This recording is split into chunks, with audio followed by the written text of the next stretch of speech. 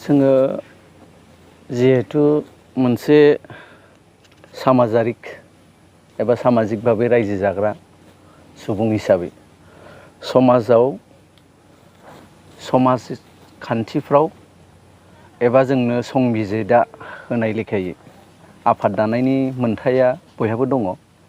बे हिसाबै बिथांमोनहा हयथ' माबा मोनसे थांखिजों UBPF बिथांमोनहा दादों।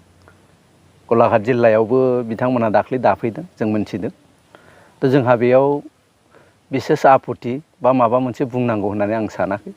बिथांमोनहा गावनि आदर्शखौ लानानै बिथांमोनहा मावलांगोन।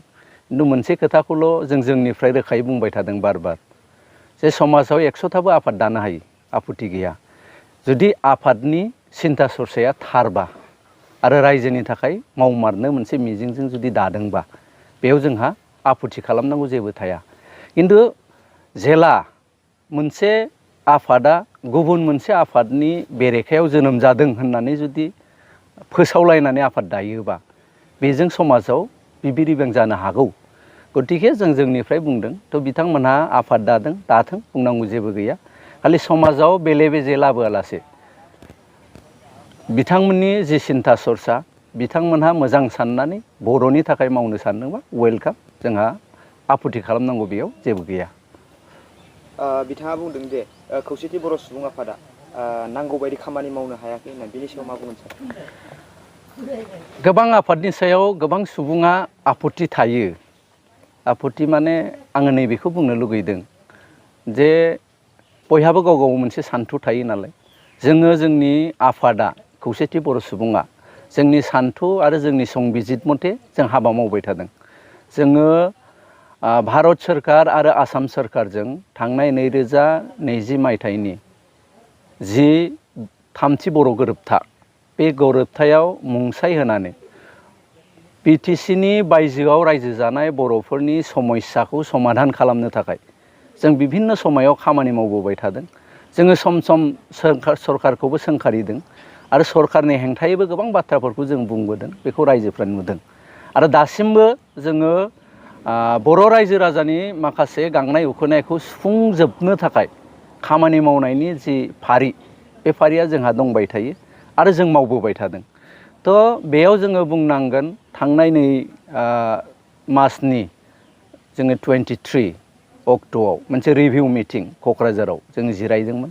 आसाम सोरखार, भारत सोरखार, जों खौसेथि बर' सुबुं आफाद आरो एबसुनि दैदेनगिरिफोर जोङो जयै बेयाव जोङो बर'नि गासैबो बर'नि आसामाव रायजो जानाय बर'नि समस्याफोरनि बागै जोङो बुंदों। जेखिनिया बड' एकर्डआव लिरनाय दङ। जोंहा मोनसे थांखि, बे जाहैबाय मा, बड' थामथि गोरोबथायाव जेफोर आयदाया लिरजादों बे लिरजानाय मोनफ्रोमबो आयदाया मावफुंजोबजानांगौ आरो मावफुंजोबनानै बिनिफ्राय बर' रायजो राजाया फिथाइखौ मोजाङै मोनजानांगौ।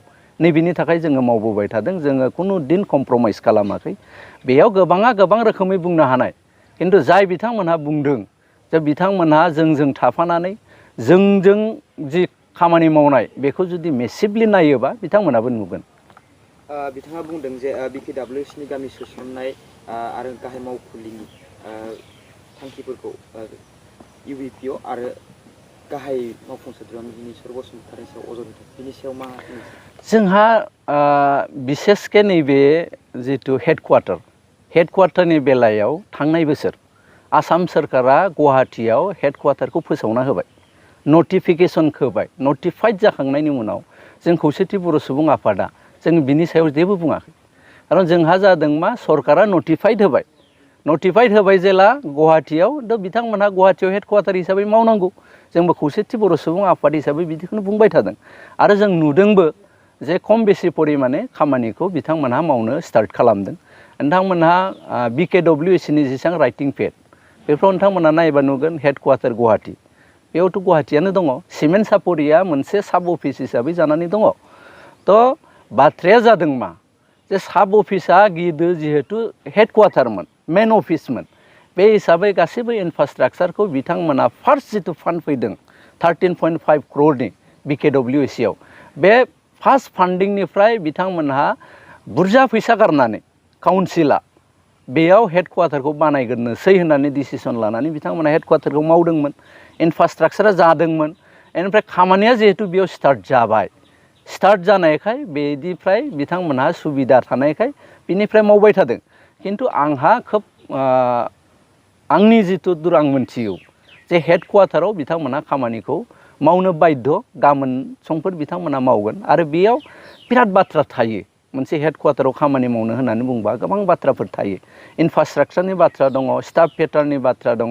मोनसे काउन्सिलनि हेडक्वार्टारा थिग थाक जाजोबनोबा बेयाव फाइनेन्सियेलनि दङ, बेनिफ्राय इन्जिनियारिं लाइननि दङ। बे बुस्थुफोरखौ जाहाथे थिग खालामनांगौ जिहेतु। आरो बे गासैबो बाथ्राफोरखौ थिग खालामनानै होनो थाखाय जों आसाम सोरखारखौ नारसिनबाय थादों। खिन्थु आसाम सोरखारा दासिमबो मावफुंनानै होजोबनो हायैनि थाखाय गुवाहाटियाव हेडक्वार्टारा मोजां रोखोमै रान जायाखै। बेखौ जोंबो मोनथिदों। खिन्थु जोंनिफ्राय जोङो बार बार खावलायबाय थादों आसाम सरकारखौ जे बेखौ थिग खालामनानै होनांगौ। थांनाय साननैसो सिगां जोङो आसामनि मानगोनां ट्राइबेल एफेयार्स मिनिस्टार रनज पेगुजों जोङो बे बाथ्राखौनो लानानै रायलायदों। थ' रनज पेगुआ बिथाङा गावबो होनदों जे जेसेबां हायो एसेबां थाबैनो गासिबो मावफुंनानै होजोबनांगोन। थ' भिलेज नटिफिकेसननि बेलायावबो जोङो थांनाय जिथु रिभिउ मिटिं आसाम सोरखार आरो दिल्ली सोरखारनि गेजेराव आरो जोंनि गेजेराव जानाय, बेयावबो जोंनिफ्राय जोङो स्पस्तयै बुंदों जे मोनसे इन्ट्रिम काउन्सिल फर्म खालामबाल' जाया, बेयाव नांनाय गासैबो बेसादफोरखौ खालामनानै होजोबनांगौ। दा जोङो फाइनान्सियेल हिसाबै बाजेट हिसाबै जों मोनाखै। लामसाम मोनसे फाइनान्सियेल ग्रान्टसो मोनबाय थादों। जों बेखौ आसाम सोरखारखौ होनबाय थादों जे लामसाम फाइनान्सियेल ग्रान्ट नङा, जोंनो फुल फ्लेजेड बाजेट नांगौ। फुल फ्लेजेड बाजेट नांगौबा मोनसे सिस्टेमाव खारनांगोन। सिस्टेमाव खारनोबा भिलेज नटिफिकेसन जाथारनांगोन। दा नैबे जिथु भिलेज नटिफाइड खालामना होनाय गभर्नमेन्टआ बेखौ खालामनानै होयैनि थाखाय जों गोबां खेब सावरायबाय। जोङो दिल्ली सरकार आसाम सरकारखौ बिनि सायाव गोबां अजद होबाय। थांनाय 2 अक्ट' थांनाय दाननि थ' बिथांमोना मोनसे नटिफिकेसन बरनदोंमोन जे भिलेज नटिफिकेसन होनायनि सायाव। थ' बेखौ गभर्नमेन्टआ मोनसे अफिसार्सफोरनि गोबां डिसिसफोरनि आपत्तियाव सर्ट पिरियडआव जों हाया, एसे टाइम नांबावगौ होननायखाय बेखौ एसे बिथांमोना फायसयदों होननानै गभर्नमेन्टआ जोंनो फोरमायदों। खिन्थु आं आसा खालामदों खोब खम समनि गेजेराव जोंना भिलेज नटिफिकेसना जागोन। बेजों लोगोसे नोंथांमोना दानि जिथुनिखि सोलोंथाइ मन्थ्रि बिथाङा जे थाखो 6 आरो 5नि इंराजि आरो बिगियान आरो सानखान्थि आयदाखौ इंराजियाव लानो थांगासिनो, बेनि सायाव नोंथांमोननि खौसेथि बर' सुबुं आफादा माबायदि राहा लादों? बेयाव जोङो बर'नि जेसेबां दल संगठन दङ, दल संगठनजों सम सम जों रायज्लायफाबाय थादों।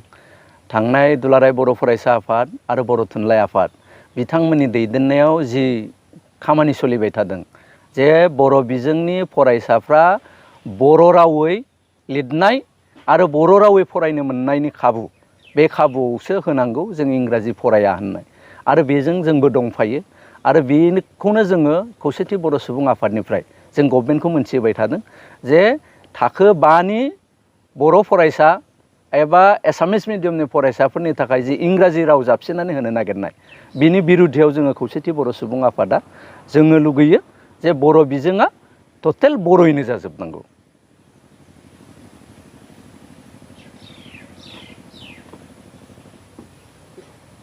माखासे जोंनि बर' फरायसालिफ्राव माखासे जोंनि बर' फोरोंगिरि नङा बिथांमोना जे जोंनि बर' फरायसालिफ्राव दा दंफैयो, बेयाव जोंनि फरायसाफोरा गोबां माने फरायनो उसुबिदा मोनदों। बेनि सायाव सारा मा बुङो?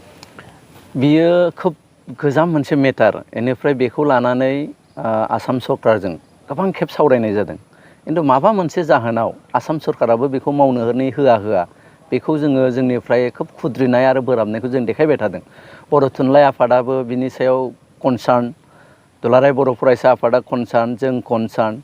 जोंनिफ्राय जों बुंबाय थादों बर' गोरों फरायसाफ्रा बर' बिजोंनि फरायसालिफ्राव बर' गोरों फोरोंगिरिखौसो थिसननांगौ। दिनै नुदों गोबां फरायसालिफ्राव बर' रोङै गुबुन जेनेरेल कास्टनि फोरोंगिरिफ्रा दंफैयो। बिनि मोनसे डाटा जोङो आसाम सोरखारनो बानायनानैबो होबाय। थ' आसाम सोरखारा बेखौ रिप्लेस खालामनो होननानै जोंनि सिगाङाव बुंबाय थायो।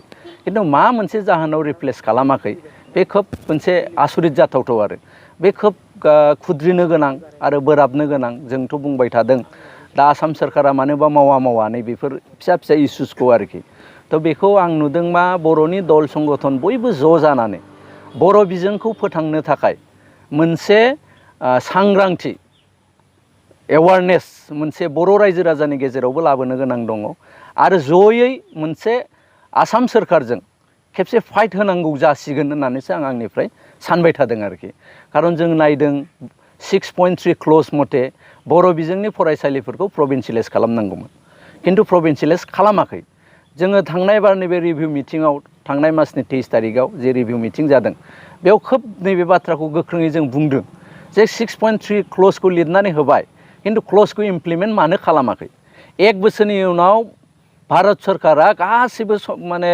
जेसेबां लिरजानायफोर मावफुंजोबगोन होनदोंमोन मावफुंजोबाखै मानो बेखौ जों गोख्रोङै हमदों थांनाय जिथु रिभिउ मिटिं बेयाव आसाम सोरखारा 6 दाननि थाखाय बिथांमोना टाइम लादों थ' बिथांमोनहा आगोल मोनसे डाटा जोंनो होआखैमोन जे गंबेसे बर' फरायसालि दंमारो बिथांमोना दाख्लै मोनसे डाटा जों फरायसालि दंमारो बिथांमोना दाख्लै मोनसे डाटा जोंनो देखायदों मेपिं जाजोबनाय देखायदों जे भेन्सार बर' फरायसालिफोर बिटिआरआवनो होन बा बिटिआरनि बायजोआवनो होन बिनि मोनसे डाटा खालामदों आरो बिथांमोना होनदों 6 मासनि गेजेराव जों बेखौ मावफुंजोबगोन सेम लेभेलै जों फरेस्ट राइट एक्ट इमप्लिमेन्ट जायैनि बेलायावबो जोङो गोख्रोङै हमदोंमोन थ' बिथांमोना बेखौबो बुंदों जे 6 मासनि गेजेराव जोङो बे मोननै इस्युखौ जोङो क्लियार खालामनानै होगोन होननानै बिथांमोनहा भारत सोरखारनि बिबानारिफोरनो बिथांमोना खोथा होदों थ' आं आसा खालामदों सोब 6 मासनि गेजेराव जों मोनसे पजिटिभ रिजाल्ट मोनगोन बे समावथ'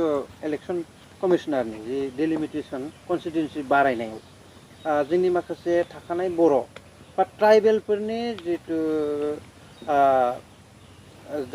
ट्राइबेलफोरनि जिथु रिजार्भ खथा बेफोराव माखासे एसे खहा गोलैदों बेनि सायाव खौसेथि बर' सुबुं आफादनि जानानै मा खावलायगोन सरकारनिसिम जाहाथे नोंथांमोननि नोजोराव बे जोंनि थाखाय बेसेबां लाब जादों आरो लकसान जादों बेनि सायाव मा बुङो बिनि सायाव इलेक्सन कमिशनारा जिथु मोनसे फोसावनाय ड्राफ्ट दाख्लै जों बेखौ स्टाडि खालामदों जोंनिफ्राय जोङो नायबाय थादों नंगौ गोबां जायगायाव एसटिखौ बोखावनानै जेनेरेलजों लांदेरनाय जेराव मोनसे रल लानो हायोमोन बिसेसके बिटिसिनि बायजोआव थानाय बर'फोरनि बेलायाव थ' मोनसे जानायखौ जोङो नुदों आरो बिनि सायाव जोङो खौसेथि बर' सुबुं आफादा खोब खम समनि गेजेराव जोङो मोनसे डिसिसन लागोन जोङो बेखौ स्टाडि खालामदों स्टाडि खालामनानै मोनसे राइट प्लेसाव जों बोरै नक खालामनांगौ बिनि मोनसे एजेन्डा जोङो दानो नागिरदों जोङो दा आसा खालामनो हायो जे जोंनि ट्राइबेल माहारिनि थाखाय